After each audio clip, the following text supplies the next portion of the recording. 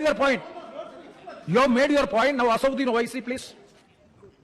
शुक्रिया चेयरमैन साहब, आपने मुझे बोलने का मौका दिया। मैं इस तहरीक अदम एतमाद की तायद में खड़ा हूं जिसको टीआरएस पार्टी और हमारी पार्टी ने दिया, जिसको स्पीकर साहब ने कबूल किया।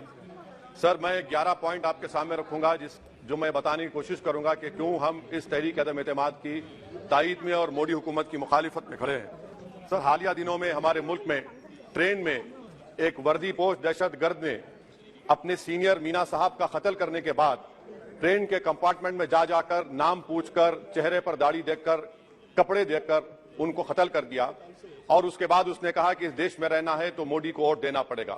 मैं हुकूमत से जानना चाहूंगा कि क्या ये अक्सरियती तबके की एक्सट्रीमिज्म और रेडिकलाइजेशन की बेहतरीन मिसाल नहीं है, और अगर है तो फिर हुकूमत इस पर क्या करेगी। सर, हमारे आइन में, संविधान में लिबर्टी ऑफ कॉन्शियंस को लिखा गया, तमहीद में, यानी जमीर की आजादी का जिक्र किया गया है।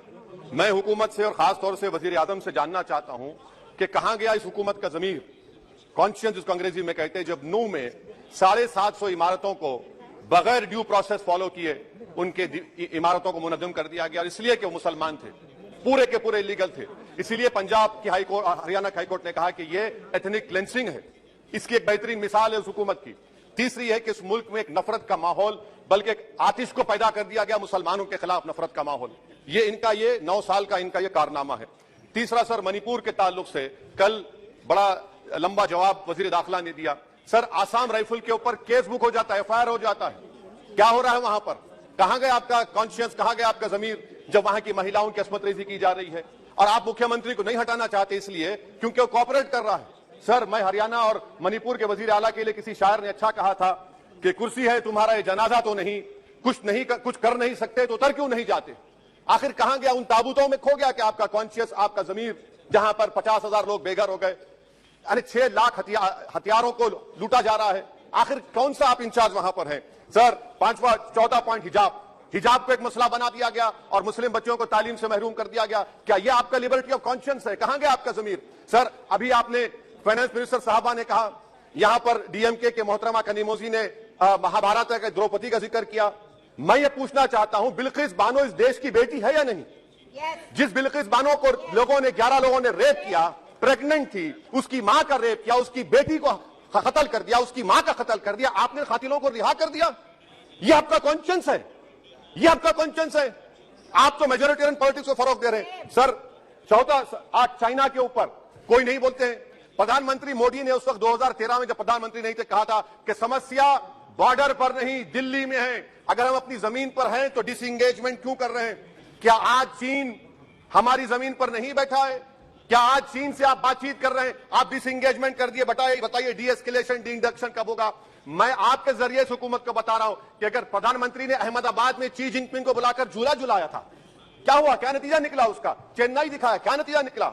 सर, इसलिए चीन पर बोलिए, चीन को उखाड़ कर फेंकिए। सर, और एक पॉइंट जिस पर मैं मुखालिफ तायद में खड़ा हूं, हाई इन्फ्लेशन है इस मुल्क में, हाई अनएम्प्लॉयमेंट है, स्टैग्नेटिंग कंजम्पशन है। इसकी वजह से महिलाओं में हाई एनीमिया लीड कर रहा है। ये हुकूमत इसकी जिम्मेदार है। सर, कुलभूषण जाधव कहां है? पाकिस्तान में बैठा है, आप क्यों नहीं लेके आते? आप विश्वगुरु कहते हैं, कुलभूषण जाधव को भूल गए आप। कतर में 8 नेवी ऑफिसर 1 साल से जेल में है, आप नहीं ला सके उनको। सर, और एक चीज, 1991 का प्लेसेस ऑफ वर्शिप एक्ट इस ऐवान में पास किया गया था कि तारीख के जख्मों को नहीं खुरेदा जाएगा।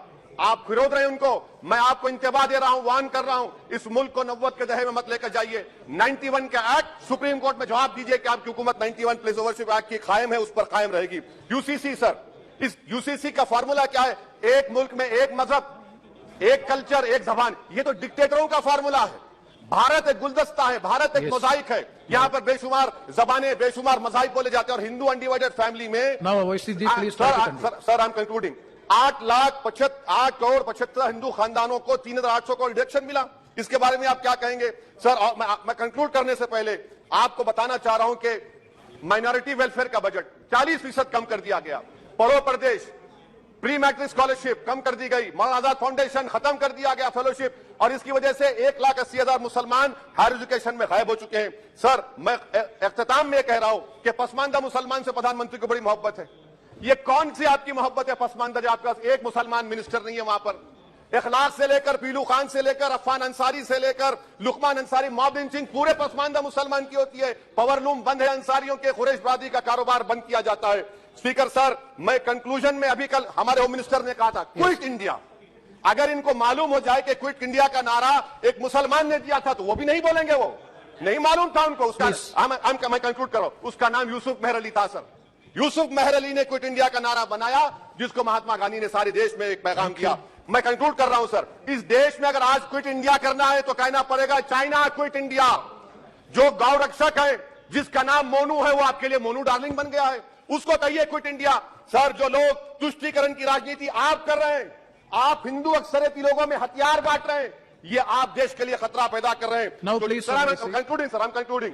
इसीलिए हम आपसे अपील कर रहे हैं कि हुकूमत से कह रहे हैं कि आप जो सियासत कर रहे हैं इससे नुकसान देश को होगा। प्रधानमंत्री जब खड़े होकर जवाब देंगे, हम उनसे पूछना चाह रहे हैं, पॉइंटेड क्वेश्चन है, क्या देश बड़ा है या हिंदुत्व गोलवालकर की आइडियोलॉजी बड़ी है? मैं इस तहरीक अदम एतमाद की ताईद में खड़ा हूं और हुकूमत की मुखालिफत में। सर, एक आधा मिनट सर, दो लोग दो महाज है इस मुल्क में, एक चौकीदार है, एक दुकानदार है।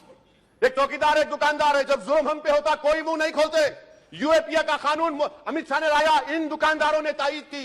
आज उस यूएपीए का कानून में 83 साल का बुढ़ा सिपर नहीं होने के मर गया। आखिर कब तक दुकानदार और चौकीदार हमारी लाशों पर सियासत? सर, हम कंक्लूडिंग, कब तक सियासत करेंगे? अगर आप जुल्म के खिलाफ आवाज नहीं उठाएंगे तो आपकी दुकानदारी नहीं चलेगी, चौकीदार को फटेंगे, तीसरा महाज करेगा। शुक्रिया सर।